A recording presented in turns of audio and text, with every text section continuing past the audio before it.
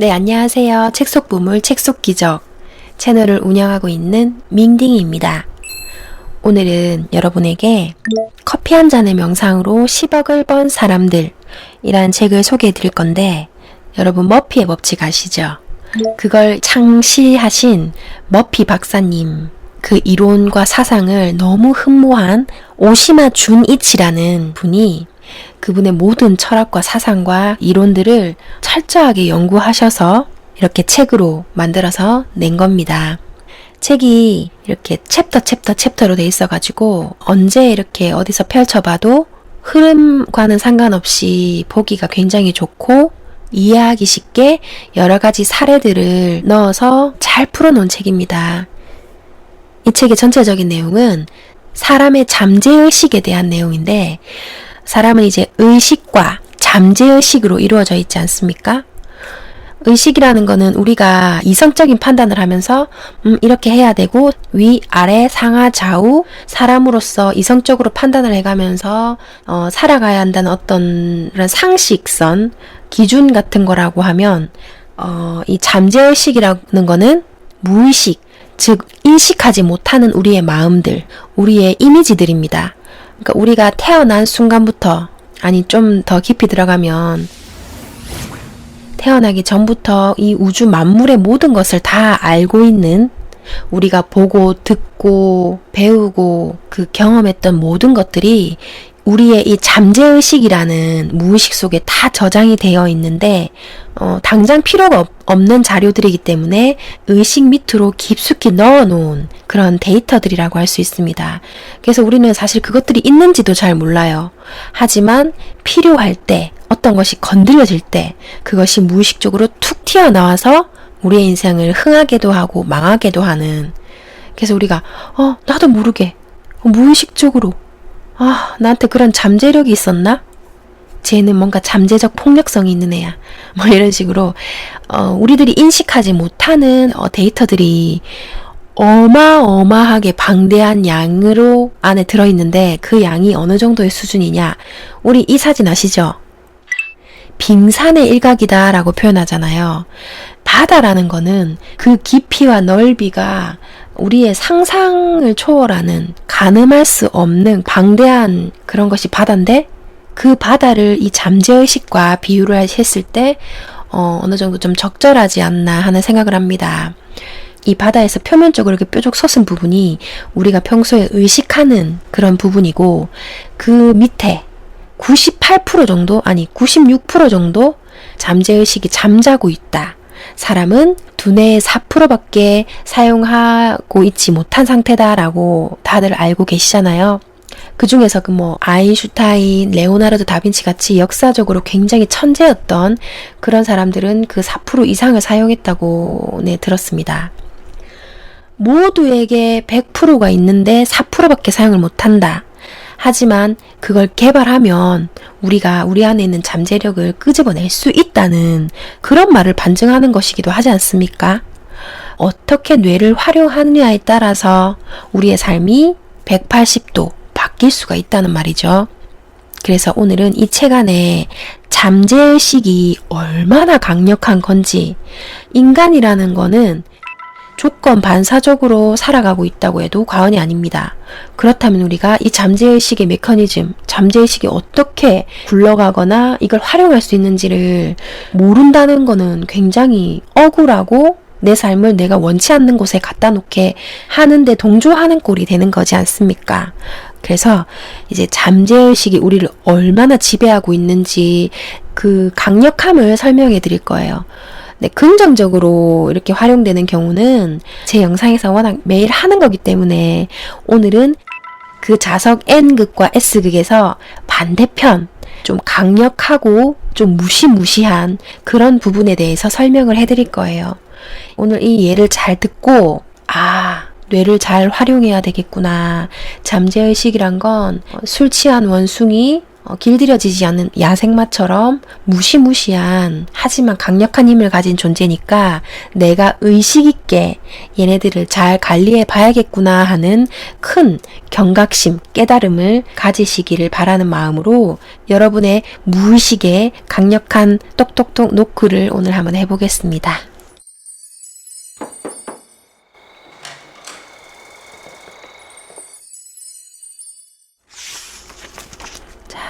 잠재의식은 만능의 기계다라고 합니다. 만능 기계라서 무엇이든 할 수 있지만 운전할 사람이 꼭 필요하다는 거. 아무리 강력한 최신식 기계라도 운전할 사람이 없으면 무용지물입니다. 그죠? 우리의 의식 혹은 우리의 참자, 나의 존재가 그 잠재의식, 그 야생마를 훈련시키고 운전해야 된다는 겁니다. 이 책에선 기본적으로 좋은 생각을 하면 좋은 일이 생기고 나쁜 생각을 하면 나쁜 일이 생긴다 하는 기본 원리를 베이스로 하고 있어요. 그렇기 때문에 우리의 잠재의식에 긍정적이고 희망적이고 건설적인 그런 느낌을 불러 넣어줘야 잠재의식이 네, 알겠습니다 하고 행복한 방향으로 나아간다는 건데, 만능의 잠재의식이라 이게 우리 손안에 쥐어진 만능 최신 컴퓨터네. 그럼 우리가 이것에 끌려갈 것이 아니라 내가 얘를 조종하고 통제하고 운전하면 되는구나. 이 사실을 명확히 깨달으셔야 한다는 거예요. 왜냐면 누가 이 조종대를 잡느냐에 따라 내 인생이 완전히 뒤바뀌고 좌지우지 될 수 있기 때문입니다. 이 책에서는 말해요. 이 만능의 잠재의식을 마음대로 움직이는 데는 특별한 힘이나 노력 필요 없습니다. 자신에게 해가 되는 생각이나 느낌을 버리고 긍정적인 생각, 희망적인 생각, 좋은 생각만 해도 자신의 운명을 스스로 움직일 수 있다고 말하고 있어요. 제 구독자님 중에서 귀여운 구독자님, 그분이 이제 어떤 사이트에 가서 타인이 상처받을 걸 알면서도 악플을 달고 상처 주는 말을 하는 습관? 그런 게 있는데 걱정된다는 댓글을 달아주셨는데, 그런 경우에 이제 이렇게 말할 수가 있죠. 지적할 거, 나쁜 말 하고 싶다. 그런 생각이 불쑥 올라왔을 때 그 무의식에 쑥 따라가 버리면 안 됩니다. 그때는 내가 조정을 해야죠. 내가 이걸 했을 때 나에게 좋을 게 없어. 내가 왜 내 시간을 남을 공격하고 상처 주는데 다 써버려야 되나? 나는 이 영상에서 나에게 도움될 게 뭔지, 내가 적용해 볼 건 뭔지, 내가 이렇게 쏙쏙쏙 캐갈 것 뭔지, 내 미래에 뭔가 추가하고 이익을 꾀할 수 있는 게 뭔지, 이런 생산적인 것에 포커스를 맞추는 거예요. 그랬을 때는 내가 내 인생을 이끌어가는 거고, 긍정적인 것에 포커스를 딱 맞춘 거고, 내 인생을 내가 원하지 않는 그런 미래로 나를 방치해두지 않는 사람이 되는 겁니다. 신념이 기적을 낳는다 에서는 한 남성의 딸이 완전 불치병이라는 피부병과 관절염까지 앓고 있었어요. 의사의 치료도 아무 소용이 없었습니다.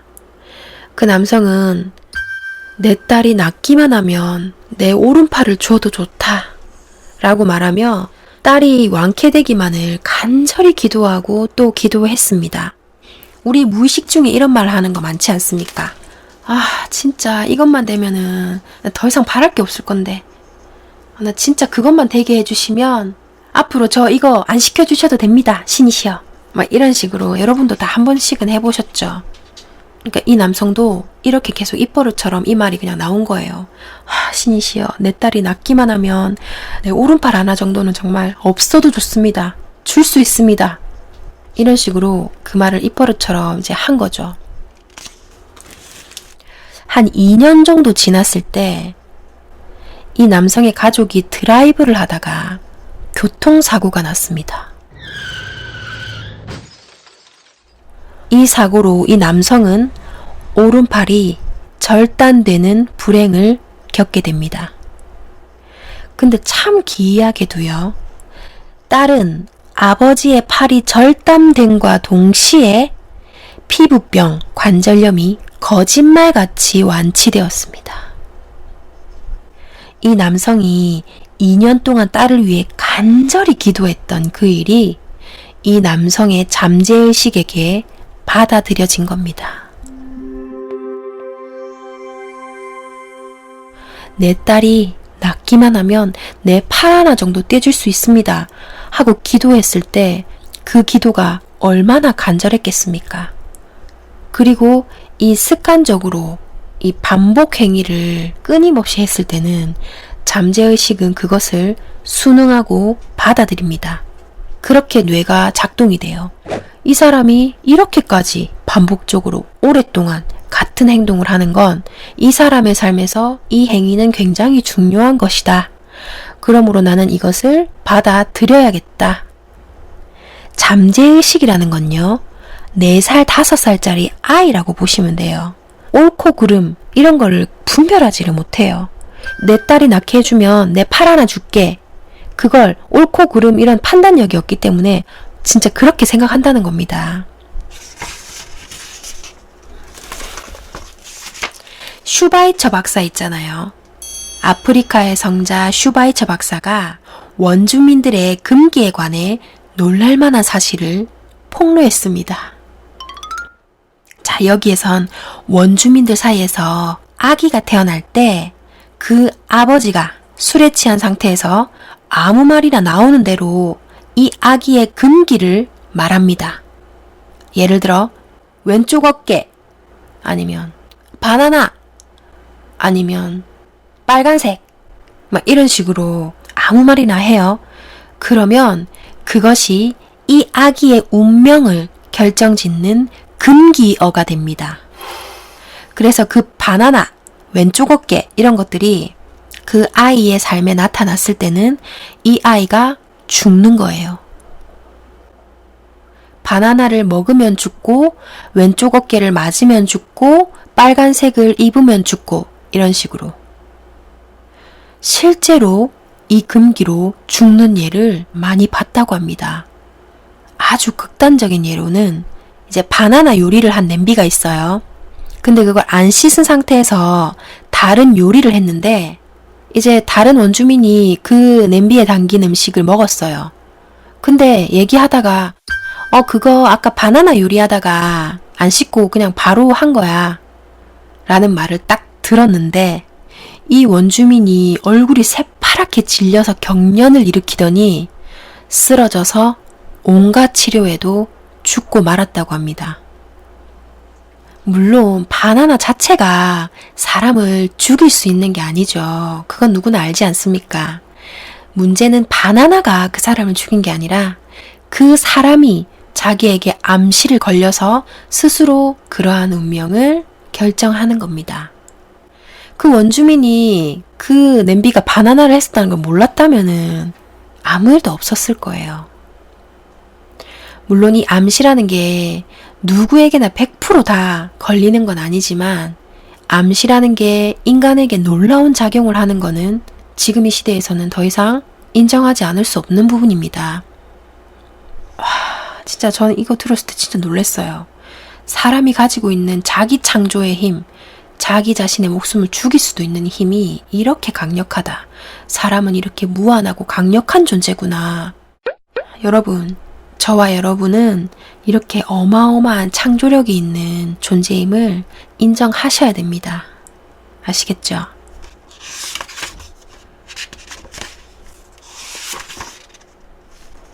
자, 그리고 이것도 굉장히 우리의 잠재의식의 강력함을 잘 나타내주는 글인데, 그 머피 박사의 친척 중에 중증의 노인성 폐결핵에 걸린 분이 있었습니다. 그때 의학의 힘으로는 더 이상 손볼 수가 없는 상태였대요. 근데 그분의 아들이 타지에서 살았는데 아빠의 그런 위독한 소식을 듣고 달려왔죠. 근데 그 아들이 신앙과 잠재의식의 상관관계에 대해서 잘 알고 있었으므로 아들이 이렇게 말했습니다. 아버지, 기적이 잘 일어난다는 유럽의 한 기도원에서 온 수도사를 만났습니다. 수도사가 진짜 십자가 조각을 가지고 있기에 그에게 제가 간절히 청해서 그 조각을 얻어서 대가로 $500를 기부했습니다. 이 진짜 십자가는 닿기만 해도 그리스도에 접촉한 것과 마찬가지로 기적이 일어난다고 합니다. 이러면서 그 십자가 조각이 있는 반지를 아빠에게 드렸어요. 74살의 아버지는 이 자식의 뜻하지 않은 효도에 매우 감격해서 그 반지를 받아서 가슴에 꼭 안고 조용히 기도를 한 후에 잠이 들었습니다. 다음 날 눈을 뜬 아버지는 완전히 건강을 되찾은 기분이 들었습니다. 그리고 실제로 병원 검사 모두 음성으로 나타났습니다. 자, 중요한 건 뭔 줄 아세요? 그 십자가 조각은 가짜였습니다. 그냥 길에서 주운 걸로 가지고 가서 이렇게 만든 거예요. 선물이 가짜였어요. 하지만 아버지가 받은 선물은 진짜였던 겁니다. 즉, 아버지는 그걸 진짜라고 믿었다는 겁니다. 자, 이것도 아까 바나나에서와 똑같이 바나나나 이 조각품이 뭔가를 한 게 아닙니다. 그 사람의 믿음, 잠재의식의 힘을 말하고 있는 거예요. 제가 영상을 찍기 전에 어제 새벽부터 머리가 엄청 아팠는데 저는 웬만하면 참았다가 정말 극에 달할 때 약을 먹거든요. 왜냐면은 이것도 아플 이유가 있으니까 아프겠지. 당장 꺼져! 하면서 약을 먹는 건 좀 아닌 것 같아서 어느 정도 자연 치유력에 맡기고 그리고 난 다음에 내 일상에 방해가 될 정도로 너무 오래 지속될 때는 타이레놀 하나 정도는 먹는데 여러분에게 빨리 또 영상 찍어드리고 싶어가지고 또 저의 사투리 이 마약 방송을 빨리 또 해드리고 싶어가지고 명상을 했습니다. 제가 하는 빈 명상, 사랑 명상 여러 가지가 있는데 몸을 릴렉스 시키는 그 명상을 하니까 진짜 지금 거짓말처럼 머리가 안 아프네요. 너무 신기합니다. 약으로도 안 되는 것이 이렇게 내 마음을 릴렉스 시키고 평화롭게 만드니까 자연스럽게 병도 사라지는 너무 성취감도 있고 내가 내 삶을 자유롭게 사는 것 같아서 행복하기도 하고 여러분도 이렇게 살고 계신 분도 많겠지만 앞으로 점점 평화롭고 행복하고 여러분이 마음먹은 대로 자유롭게 살 수 있는 삶이 펼쳐지실 겁니다. 자, 그리고 배탈을 고친 입냄새 제거제. 자, 보면 굉장히 입맛이 예민하신 분들 있죠. 이거 먹고 나면 배탈 나지 않을까? 이거 먹고 나면 건강에 나쁘지 않을까? 이런 분들 있잖아요. 제 주변에도 있습니다. 굉장히 극심할 정도의 분도 계신데 그래서 이분이 아는 분이 생선 회만 먹으면 배탈이 나는 사람이 있는데 근데도 회를 또 너무 좋아하니까 한 번씩 먹은 거예요. 근데 걱정은 또 되니까 먹고 나서는 반드시 약을 먹고 그래서 이제 함께 어느 날 생선회를 먹었는데 나도 생선회를 먹으면 배탈이 나서 약을 먹습니다 라고 말하고 독일제 약이 있었는데 그거를 먹은 뒤에 그 사람한테도 하나 건네줬대요. 다음날 그는 그 약을 먹었더니 탈이 안 났습니다 라고 얘기를 하더래요. 사실 그 약은 배탈을 막는 약이 아니라 그냥 입냄새 제거제 같은 그런 약이었다는 거죠. 위장을 보호하는 기능도 배탈에 좋은 기능도 아무것도 없는 그런 약인데 병은 마음에서 온다 하는 말처럼 걱정하는 마음이 잠재의식을 지배하면 이런 병이 그대로 나타난다는 얘기를 하고 있습니다.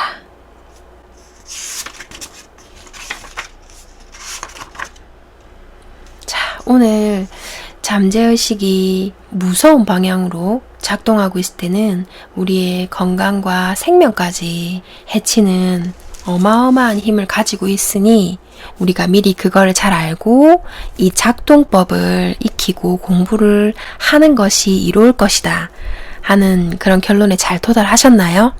네, 앞으로도 제가 지금도 뭐 계속 잠재의식과 우리의 이 생각을 어떻게 하느냐가 얼마나 삶에 영향을 주는지를 제가 늘 말씀드리고 있기 때문에 이 책 속 보물, 책 속 기적에 대한 여러 책 속 사례들을 계속 잠재의식에 스며들게 하시면서 삶을 원하는 대로 평화롭고 행복한 방향으로 이렇게 운전대를 잡고 잘 가시기를 바라고 잘 가실 분들이라고 믿습니다.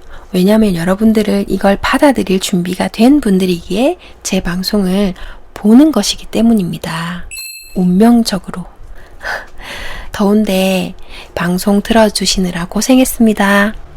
시원한 음료수나 아이스크림 하나 먹고 평화롭고 행복한 쪽으로 항상 이렇게 운전대를 잡고 감사하고 기쁜 마음속에 사시기를 바라겠습니다. 그럼 또 다음 영상에서 뵐게요.